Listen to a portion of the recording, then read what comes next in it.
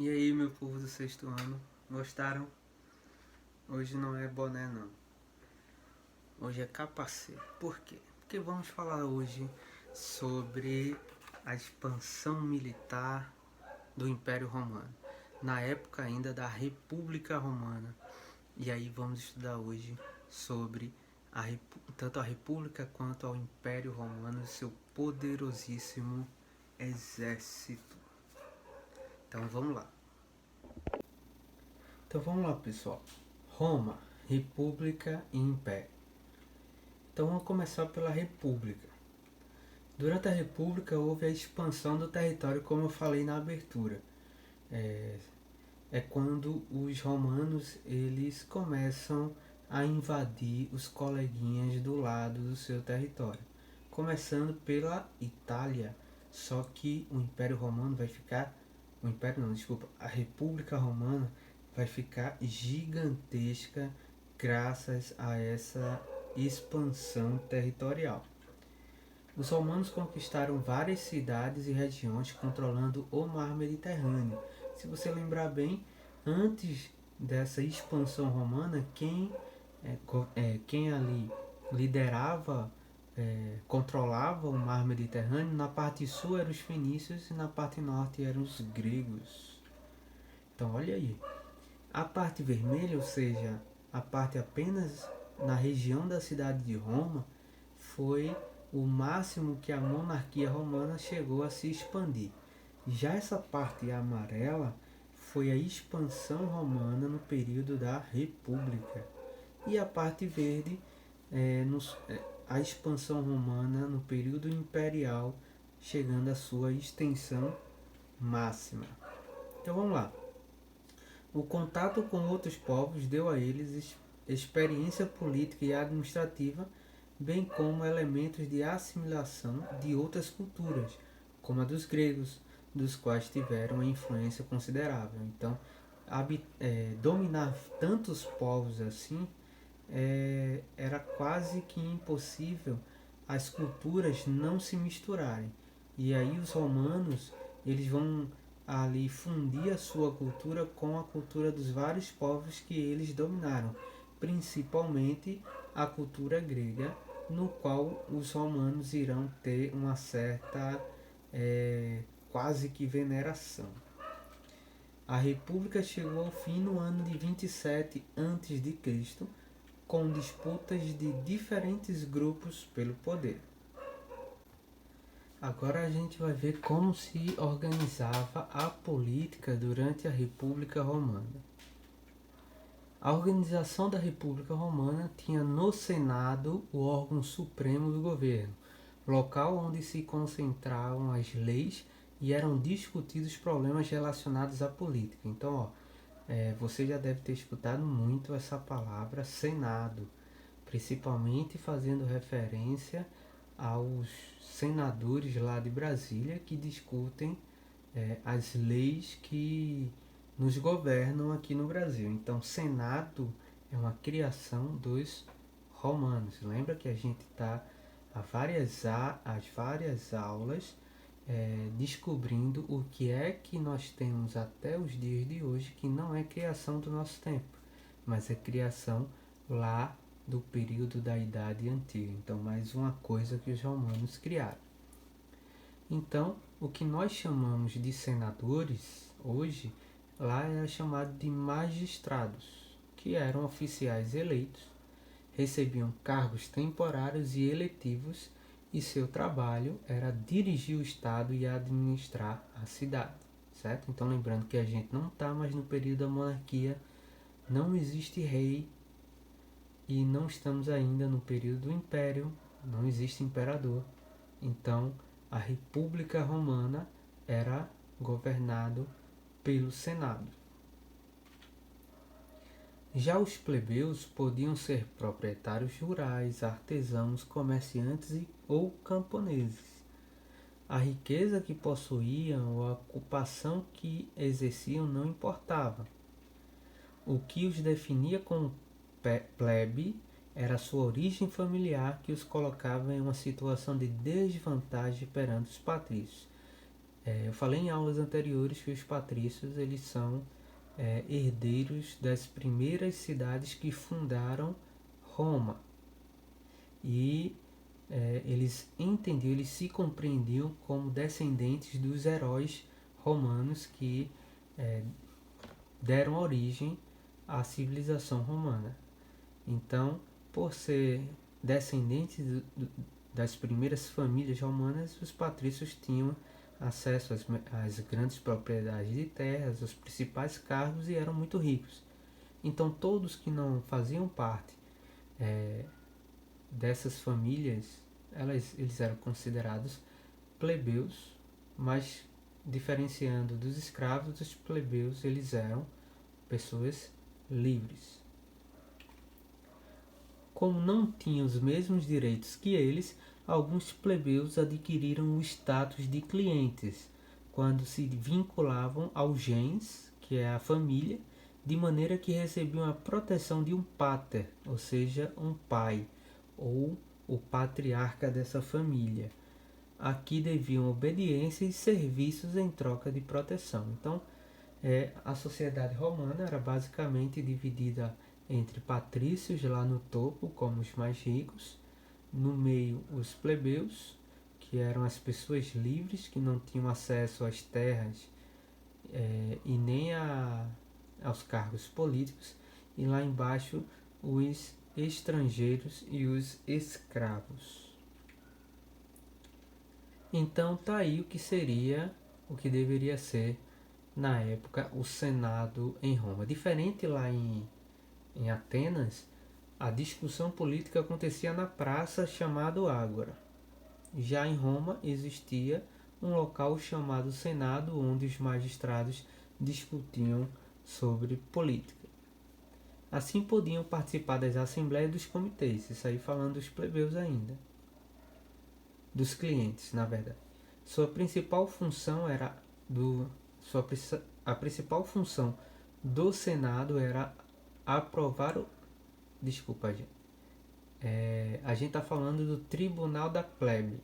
Então existia o Senado e os plebeus ganharam, a partir de várias revoltas, de várias reivindicações, que eles formassem um tribunal à parte, já que eles não poderiam fazer parte do Senado. Então foi criado a tribuna da plebe. Então essa tribuna da plebe ela tinha como principal função aprovar ou rejeitar as leis que o Senado propunha. Isso era uma vitória muito grande, já que nem participar da política eles podiam. Mais à frente, os plebeus conquistaram o direito de fazer parte do Senado. Então, olha, eles saíram de participação política zero e passaram a ocupar um tribunal só deles, com o poder de vetar, ou seja, de rejeitar as leis do Senado, e mais à frente conquistaram o direito de fazerem parte do Senado romano. A crise na República. Por que a República acaba e começa o Império Romano, que é a fase talvez mais conhecida sobre a história de Roma, né? Então, mas por que a República acaba? Então vamos ver isso. Primeira coisa, a República ela vai entrar em crise por causa de vários fatores. Então, deixa eu só falar uma coisa. Nesse processo de expansão da República, que a gente viu no mapa, que o Roma ela fica gigante, ela tinha o hábito de fazer o seguinte com os povos locais. As pessoas vencidas em guerra, elas se tornavam escravos e formava essa multidão de trabalhadores escravos. As pessoas ricas dessas terras invadidas, elas recebiam o título de cidadão romano e em seus territórios eram considerados como nobres. Então eles governariam a sua região em nome do Império Romano, que deixava com que eles praticassem a sua religião, em troca pagassem uma grande quantia de impostos a Roma, e a relação de fidelidade com Roma. Então, as pessoas, o exército e as pessoas mais pobres, elas eram reduzidas a escravos, e as pessoas mais ricas, elas se tornavam cidadãs romanas e governavam as suas regiões em nome de Roma, certo? Então, essa expansão da República Romana fez com que o número de escravos ficasse absurdamente gigante. Então, era uma multidão de trabalhadores escravos que estavam espalhados pelo território romano. E uma das funções desses escravos era fazer parte do exército. Não é à toa que o exército romano ele é gigantesco. Mas por quê? Porque contava com a presença dessa população enorme de escravos. Então, quanto mais terras invadidas, quanto mais terras dominadas, mais escravos Roma tinha.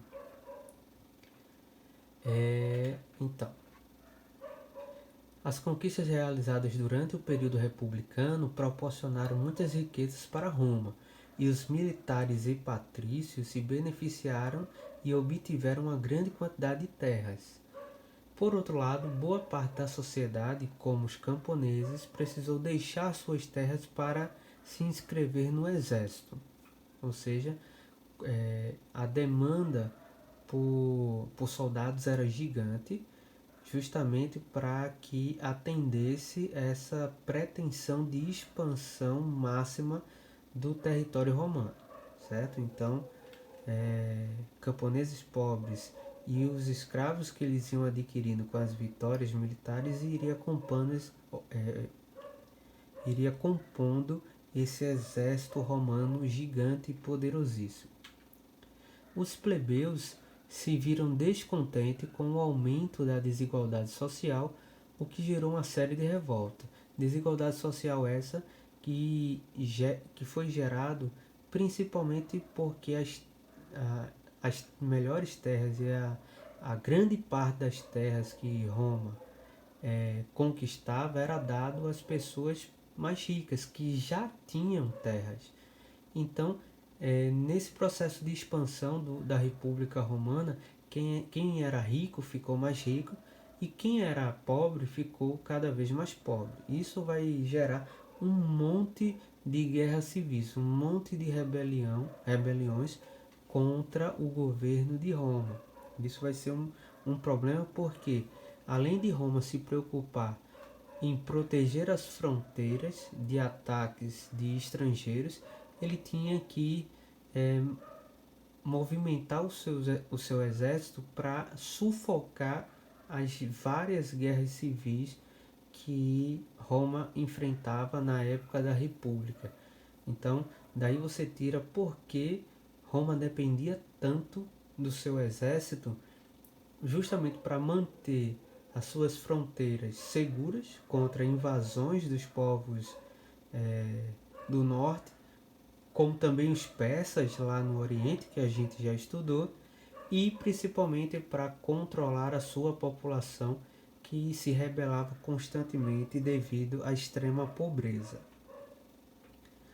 E no ano 48 a.C., um dos líderes militares, chamado Júlio César, assumiu todo o poder e enfrentou o Senado em uma guerra civil. Então, olha, nesse período de expansão militar, de expansão territorial, o exército passou a ter mais poderes, mais influência, mais importância do que o próprio Senado, que governava a República Romana.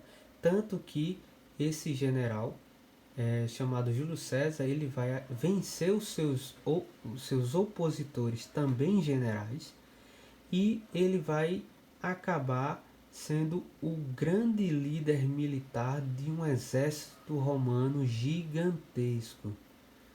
E aí, com todo esse poder com o exército do seu lado, foi fácil aí para Júlio César dominar o Senado. Inclusive, ele não vai ser nem rei, ele não vai ser nem imperador e ele nem vai ser senador, ele vai ser um cônsul. E esse cônsul vai dar origem a linhagem dos Césares. Com certeza você já deve ter ouvido falar no imperador César. Então, depois de Júlio César, todos os imperadores vão receber no final do seu nome o título de César, em homenagem a Júlio César. E aí, você sabia disso? Provavelmente você assistindo A Paixão de Cristo ou então vendo algum filme romano, você deve ter ouvido falar no imperador César. E César não era só uma pessoa, é um título. Então, por exemplo, o Júlio César, que dá origem a essa linhagem, o seu sucessor vai ser o primeiro imperador romano, que vai ser adicionado no final do seu nome o nome de César, certo? Então, por exemplo, o primeiro imperador, depois da morte de Júlio César, inclusive Júlio César vai ser morto por traição dos senadores, ele vai ser esfaqueado. E aí, o seu sobrinho, chamado Otávio, vai ser chamado de Otávio Augusto e no final César, em homenagem ao seu tio. E aí os imperadores a partir de Otávio vão se chamar César. Então tá aí o general Júlio César e o primeiro imperador romano chamado Otávio Augusto César, certo? Então olha, e deixa eu aproveitar para mostrar para vocês essas esculturas romanas. Se você observar, é muito parecida com as esculturas gregas que a gente viu nas aulas anteriores. Por quê? Lá no começo dessa aula eu disse que os romanos eles se influenciaram muito pela cultura grega. Inclusive a religião, a arte e a forma de pensar vai ser muito influenciado pelos gregos. Então, uma similaridade com os povos gregos que nós estudamos, ok? Então tá aí. Acaba-se o período republicano por diversas crises, principalmente porque o exército ele não dava mais, ele tinha assumido um poder uma importância muito importante na República Romana, que o seu grande líder, Júlio César, acaba se aproveitando desse prestígio para dominar os senadores e iniciar um período de consulado. Depois da morte dele, o seu sobrinho e filho adotivo, Otávio Augusto, ele vai centralizar aí os poderes e vai se intitular Imperador de Roma. Eu fiquei repetindo isso para vocês gravarem isso na cabecinha de vocês, tá? Final da República, início do Império Romano, que é a fase mais conhecida. Então, quando Augusto, que é o que está na imagem aí, ele herda o governo do seu tio Júlio César, ele vai ter todos aqueles territórios sob seu governo e ele vai, junto com seus filhos, né, quando ele morre, né, filhos, netos e bisnetos, eles vão expandir o território romano, que já era gigante, e ainda num território ainda maior. Mas preste atenção numa coisa: quanto maior o território, mais difícil fica para proteger esse território, principalmente porque Roma fica na Itália, e aí vários territórios estavam muito distantes de Roma, e para isso ele precisava de um gigantesco exército para que os seus exércitos estivessem presentes com muita força em todos os locais do império, principalmente para dificultar a atuação de rebeldes e de traidores, porque nesse período era muito comum as traições. Inclusive o próprio Júlio César foi morto pelos senadores, mas com a ajuda do seu filho chamado Brutus. Olha que coisa. O filho tramar a morte do pai por causa de poder. Mas enfim, a guerra civil em que Roma estava mergulhada terminou no ano 31 a.C., com a vitória de Otávio. Otávio assumiu a liderança depois que o seu tio foi assassinado. No ano 27 a.C., o Senado, totalmente dominado e derrotado, concedeu o título de sagrado de Augustus, ou seja, divino. Então ele passou a ser chamado de Otávio Augusto César, ou seja, Otávio, o divino e descendente de César. Olha só como pesava o nome. Isso significava que todas as suas realizações estavam sob proteção dos deuses e assim iniciava o Império Romano. Inclusive, o Augusto, o Otávio Augusto, ele exigia que a população o adorasse como um ser divino. Ele não era um deus, mas era um ser divino, porque ele era uma espécie de enviado dos deuses, protegido pelos deuses. E vai se desenvolver o culto ao imperador como uma parte da religião. Otávio Augusto exercia os poderes de chefe do exército, pregando justiça e leis, além de ser considerado um líder religioso. O governante organizou um poderoso exército que permitiu a expansão dos territórios do império e o controle efetivo de todas as províncias. Teve início uma época de estabilidade e prosperidade no governo de Augusto. Para controlar o vasto território era necessário criar uma administração. Então olha como ele era esperto. As províncias eram então governadas por representantes do imperador e pagavam a ele altos impostos, o que constituía uma importante fonte de renda para o Estado. Então, olha, vamos lembrar aqui da história da Bíblia. Lá na terra de Jesus, em Israel, Israel era ocupada pelo Império Romano e, mesmo sendo ocupado pelo Império Romano, o imperador deixava que os hebreus fossem governados por um rei hebreu, chamado na época de Jesus de Herodes. Herodes era hebreu, mas só estava lá no governo porque o imperador romano deixava. E em troca de deixar Herodes governar, Herodes pagava uma quantia gigantesca de impostos que ele cobrava da população.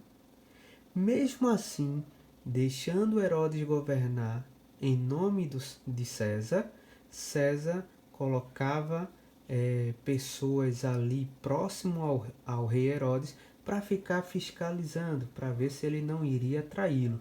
E para isso, na época de Jesus, foi escolhido um prefeito chamado Pôncio Pilatos, certo?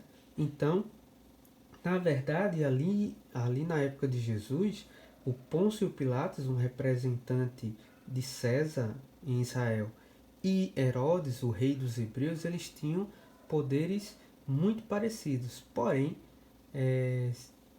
a autoridade final era sempre a autoridade romana. Mas observe como era esperto aí os imperadores romanos, dando uma certa participação dos governantes das províncias em troca de fidelidade.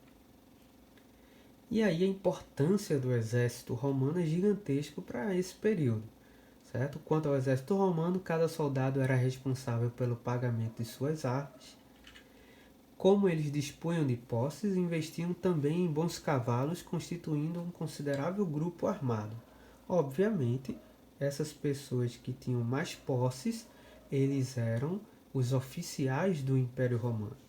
Quem tinha condições de arcar com seus armamentos, eles podiam formar aí as fileiras como soldados. Lembrando que o exército romano é um exército profissional em que os soldados, os oficiais, eles recebiam salário, era uma profissão, certo? Mas a grande quantidade de soldados que eu falei, ele era composto por escravos. Inclusive, eles eram os primeiros das linhas de frente. Então, os escravos eram colocados nas primeiras fileiras, porque essas primeiras fileiras eram que morriam mais rápidos, porque era o primeiro confronto com os exércitos inimigos. Então se colocavam os escravos na frente e depois iam compondo as outras fileiras. Então cada homem tinha um par de dardos e uma espada, ou seja, uma flecha e uma espada, bem como a armadura, o capacete que eu estava no começo da aula e o escudo. Alguns soldados carregavam arcos, outros eram responsáveis pelas catapultas. As catapultas eram aquelas engenhocas que lançavam pedras à distância, sabe? O que a gente vê muito em filmes medievais. Os soldados ou legionários se dividiam em grupos de 100 e eram liderados por um centurião, por isso 100. Então cada centurião liderava uma quantidade de 100 soldados. Centurião também é uma palavra que vai aparecer em algumas partes da história de Jesus. Então, como é que o império acaba também, né? Porque nenhum povo, nenhum império desse dura para sempre, ele sempre acaba, né? Então, como é que acabou o Império Romano? Então, a partir do século III, bem depois da morte de Jesus, o Império Romano enfrentou uma série de mudanças importantes que acarretaram uma crise política, econômica, militar e social.